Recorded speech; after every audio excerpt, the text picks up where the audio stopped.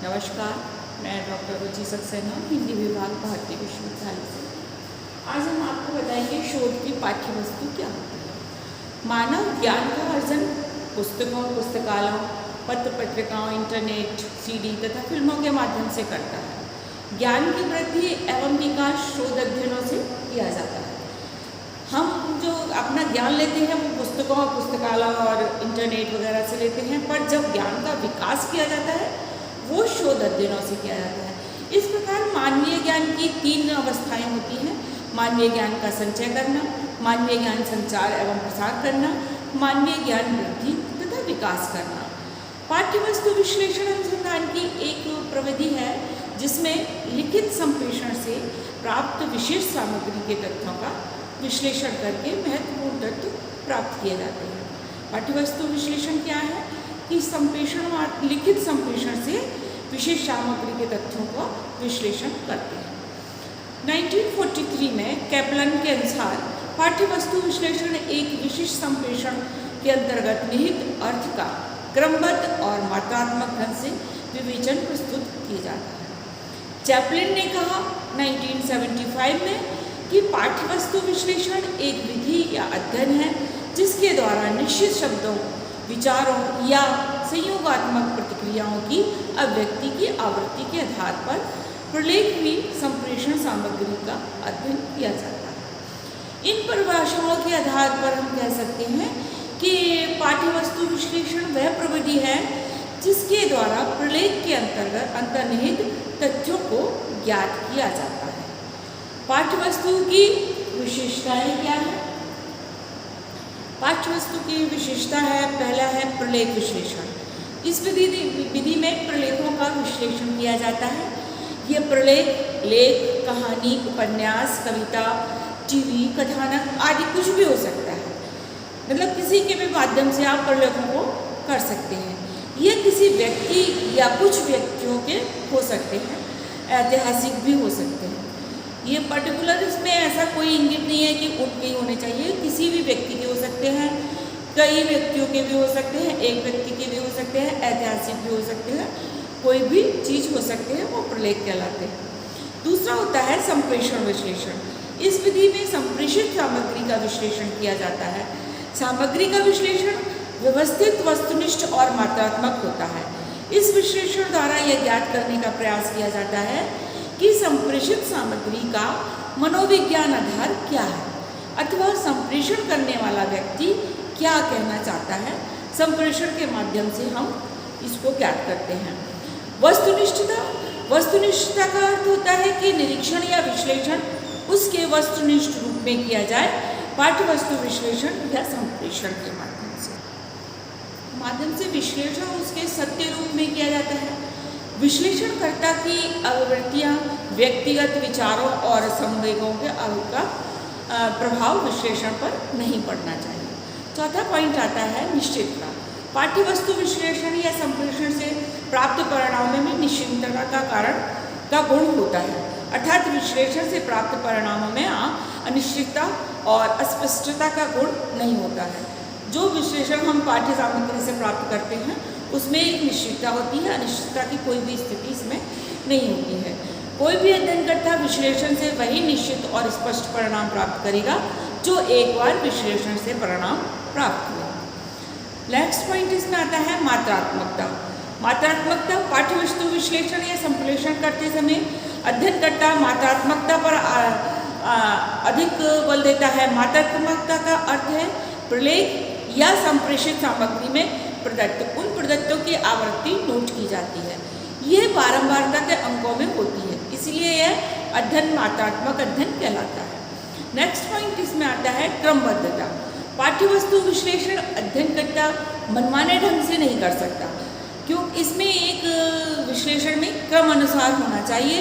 इन्हीं पदों के आधार पर वह विश्लेषण करता है। नेक्स्ट पॉइंट आता है हमारा पाठ्यवस्तु विश्लेषण की विधि क्या है।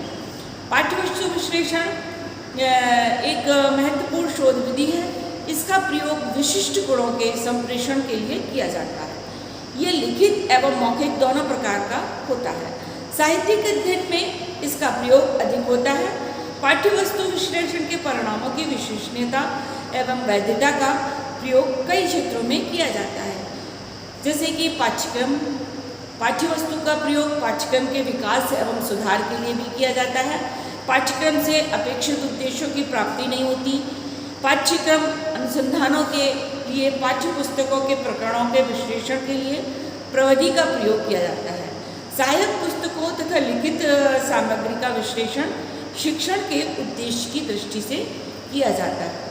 नेक्स्ट इसमें पॉइंट आता है मूल्यांकन। इस प्रविधि का प्रयोग मूल्यांकन के क्षेत्र में महत्वपूर्ण है। मूल्यांकन की सहायता से शिक्षक को यह ज्ञात होता है कि पाठ्यक्रम की सहायता से शिक्षण के उद्देश्य की प्राप्ति कहाँ तक हुई है। जब हम पढ़ाते हैं उसका जब मूल्यांकन करते हैं तो हम उसमें कहते हैं कि जो हमने पढ़ाया उसकी उद्देश्य की प्राप्ति हमें कहाँ तक हुई है। परीक्षण के पदों में निहित पाठ्य वस्तु के लिए इस प्रविधि का प्रयोग किया जाता है। तो परीक्षणों के प्रश्नों को उद्देश्यों तथा अपेक्षित व्यवहार परिवर्तन के आधार पर आंका जाता है और उसकी उपयोगिता की जांच की जाती है। ये होता है मूल्यांकन। तीसरा पॉइंट आता है छात्रों की बोधगम्य स्थिति। पाठ्यवस्तु विश्लेषण प्रविधि के प्रयोग से छात्रों के बोधगम्यता स्तर का इसको सुनिश्चित करने के लिए किया जाता है। इस प्रविधि का उपयोग जेल तथा फ्लैश में प्रयोग में किया जाता है। इस प्रविधि में बोधगम्य स्तर को सुनिश्चित करने के लिए प्रयोग किया जाता है। लिखित सामग्री का विश्लेषण किया जाता है। इसमें क्या करते हैं, इसमें ज़्यादा बोधगम्यता स्तर को जांचने के लिए हम लिखित सामग्रियों का ज़्यादा उपयोग करते हैं। नेक्स्ट पॉइंट हमारा आता है पाठ्यवस्तु विश्लेषण प्रक्रिया। इस पाठ्यवस्तु विश्लेषण की प्रक्रिया क्या है? पाठ्यवस्तु विश्लेषण शोध विधि अनुसंधान की विधि अन्य विधियों से अलग होती है। ये जो और विधियां अपनाते हैं उनसे थोड़ी सी पाठ्यवस्तु विश्लेषण प्रक्रिया अलग है। वर्णनात्मक शोध विधि का एक विशिष्ट रूप है। इसमें क्या है, ज़्यादातर वर्णनात्मक शैली का प्रयोग किया जाता है। हेमन ने 1968 में पाठ्यवस्तु विश्लेषण शोध विधि प्रक्रिया का वर्णन इस प्रकार किया। उन्होंने सबसे पहले लिया कि विश्लेषण इकाई की परिभाषा करना। तो कैसे करेंगे? पाठ्यवस्तु की प्रक्रिया का प्रथम सोपान है विश्लेषण इकाई की परिभाषा करना। आपको इकाई का सीमांकन करना होता है, अर्थात इकाई को एक शब्द, एक अंतर अथवा एक वाक्य में सुनिश्चित करना होता है। इकाई का तात्पर्य प्रकरण के उस स्वरूप से है जिसका अध्ययन स्वतंत्र रूप में किया जा सके, वह बोधगम्य हो, उसका स्वरूप भी हो छोटा हो और उसके प्रयोग में व्यक्तिनिष्ठता प्रभावित न कर सके। यानी कि जो इकाई आप बना रहे हैं उसमें आपका व्यक्तिगत प्रभाव नहीं आना चाहिए और वो स्वतंत्र होनी चाहिए और छोटी भी होनी चाहिए। नेक्स्ट पॉइंट आता है इसमें आवृत्ति। शोधकर्ता इकाइयों की संख्या को गिनता है और उनका वर्गीकरण करके उनकी आवृत्तियों से संबंधित वर्ग में सुनिश्चित करता है। नेक्स्ट इसका पॉइंट आता है दिशा एवं गहनता। कुछ परिस्थितियों में ये आवश्यक होता है कि इकाई की वर्गीकरण की दिशा एवं गहनता को भी सुनिश्चित किया जाए।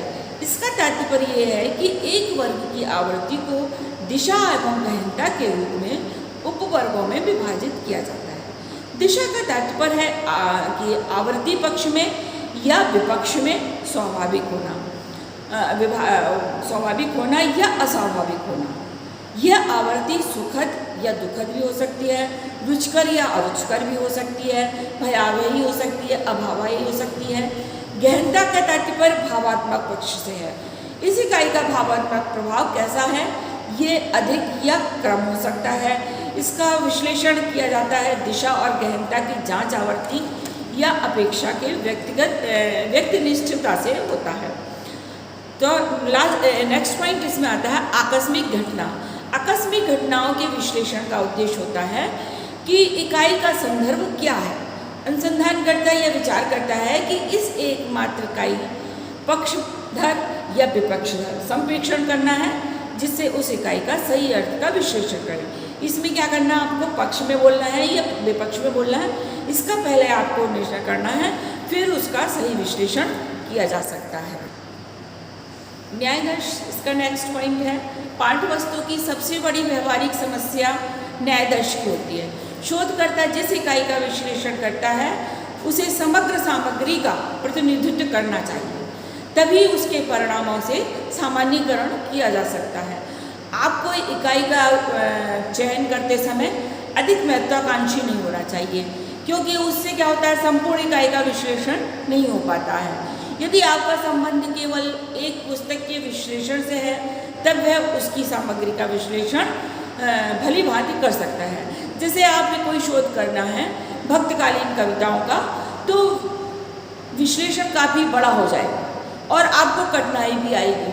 वहीं आप यदि भक्तकालीन कविताओं में सूरदास है या तुलसी है या मीरा है, किसी एक कवि को लेंगे तो उसकी इकाई कम हो जाएगी और आपका कार्य भली भांति संपन्न हो जाएगा। यानी कि आपको एक न्यायाधीश ज़्यादातर महत्वाकांक्षी नहीं होना चाहिए, ज़्यादा बड़ा नहीं होना चाहिए, जिससे कि आपको उसमें परेशानी हो। नेक्स्ट और लास्ट पॉइंट है आपका आलेख करने का साधन। पाठ्यवस्तु विश्लेषण विधि के अंतर्गत इकाई के वर्गीकरण एवं आलेखन एक प्रारूप का प्रयोग किया जाता है। इसलिए शोधकर्ता को इस प्रारूप में सावधानी रखनी चाहिए, जिससे उससे विश्वसनीय और वैध आंकड़े प्राप्त हो सकें। वर्गीकरण में वर्गों को स्पष्ट करने में व्यक्त करने चाहिए। इकाई की दिशा व गहनता के निर्णय में मापनी को प्रयुक्त करना चाहिए। ये था कुछ हमारे आज शोध पाठ्यवस्तु के विषय में जानकारी। नेक्स्ट हम आपको कल नेक्स्ट टॉपिक पर बात करेंगे।